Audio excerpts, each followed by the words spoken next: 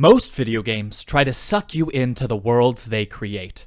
Through fruitful, open exploration, realistic NPCs, or vibrant graphics, these games try to make you forget you are just a player operating a character. But some games are different. They remind you the world is only a simulation you are playing on a console or computer, and they take advantage of that fact, like Psycho Mantis reading your memory in Metal Gear Solid. Today, we are going to be delving deep into the many worlds of OneShot. Be careful, there are major spoilers ahead. You've been warned.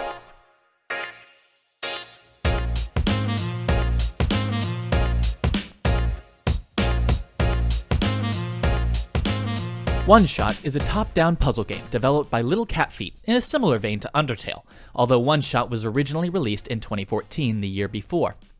The game begins with you controlling the main character, Nico, as they interact with objects and attempt to get out of the room they awoke in. However, the game quickly takes an unusual turn as Nico unlocks a computer terminal and the terminal talks directly to us, the user. Your actions here will affect Nico, it reads. From this point on, we are constantly reminded that we, the user, are separate from Nico, the character we control. Soon we find that we are the god of this world and Nico has been sent as its savior, with the unique ability to commune with us on his mission to return light. Moments of the game will have you choosing replies as Nico asks you questions, as they call the user by their name, or at least the name of your Windows profile as read by the game's file. These elements work together to make OneShot a very self-reflexive game. Self-reflexivity is an attribute of works of art that describe their inner reference to the work's own artificiality or contrivance. This is further established by computer terminals, such as the one shown here. Every character Nico meets on his journey speaks directly to him, however, these terminals usually direct their message to the user through Nico. On a few occasions, they also lead to puzzles that must be solved by going into the settings of the user's computer itself. The game thus transcends its programming, depositing documents into user folders and even changing the background of the computer. From here on, I will refer to the user's machine that runs the game as the computer, and the modules found within the game as terminals for clarity. The two machines almost seem to parallel each other. The screens provide a literal separation between the world we dwell in and the one Nico explores, just as the screens we find in the game hint at a tertiary, deeper world within, which is somehow intimately aware of our presence in our own computer as a mediator. In his book Ex-foliations, researcher Terry Harpold explores the relationship between how a user interacts with the screen, their input and output, the front-end processes, with what the processing part of our computer reads and responds to, the back-end processes. Near the end of the game, a character reveals to Nico that the game is a program, a simulation. The invoked land you have been playing in is actually called the World Machine, and it lives in your computer. This machine is supposed to live in the back-end processes of yours, just as the game files themselves are. In order to tame the program and restart the machine, the user must go into their own files and make alterations to the coding. Only then will the game be affected. This focus on manipulation of back-end processes is not only self-reflexive, making the user aware of the game's natural state, but it invokes the very real scenario of simulations creating separate worlds.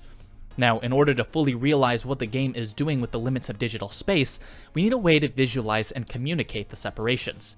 Here we turn to the possible worlds literary theory. This theory allows us to explore the idea of fictional worlds that do not technically exist, as though they were realities conjoined to our own as a unique world. Especially in self-reflexive works that necessitate user interaction, possible worlds theory can help us visualize the relationship between ourselves and the stimulated world we are interacting with through the creation of ontological maps that depict locations in reference to each other of the various components of a work of art.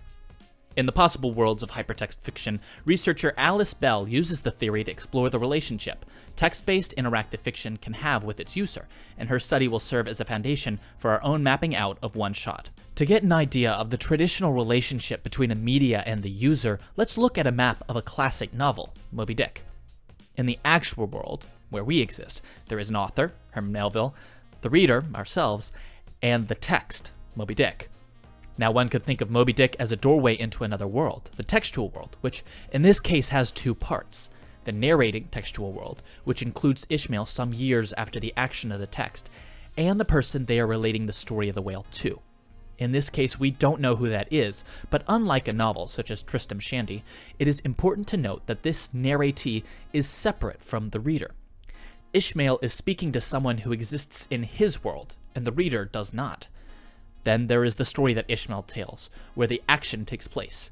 This is the narrated textual world, and it includes the White Whale, Captain Ahab, and Ishmael as he was during his time at sea. This is a version of Ishmael years younger than he is at the point of narration, as can be seen in the second line of the novel, some years ago, never mind how long precisely. Ishmael is relating this story, and so the world of the action is separate from the world of the narration.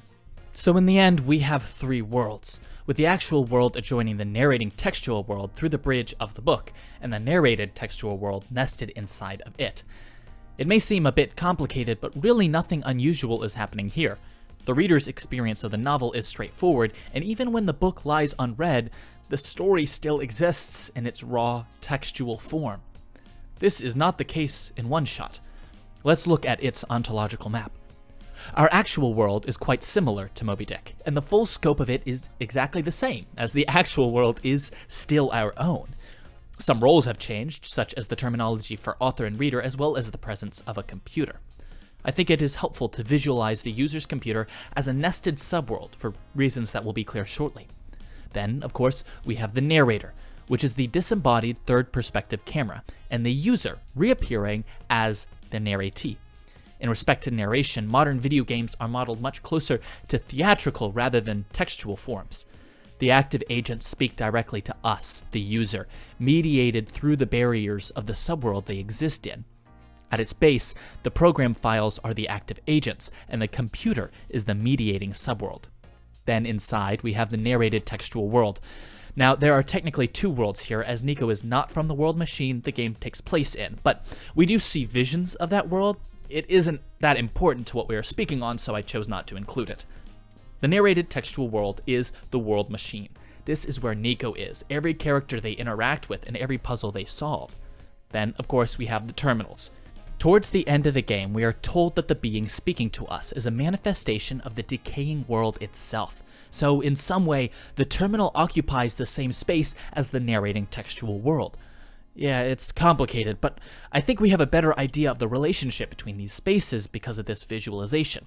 Now let's talk about how OneShot moves between these ontological boundaries and what effect that has.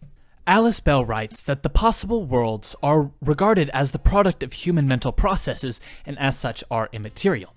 As works of fiction, it seems logical to presume they are in fact immaterial, but OneShot makes an argument that this is not the case. Self-reflexivity isn't used to tell the user that this world isn't real.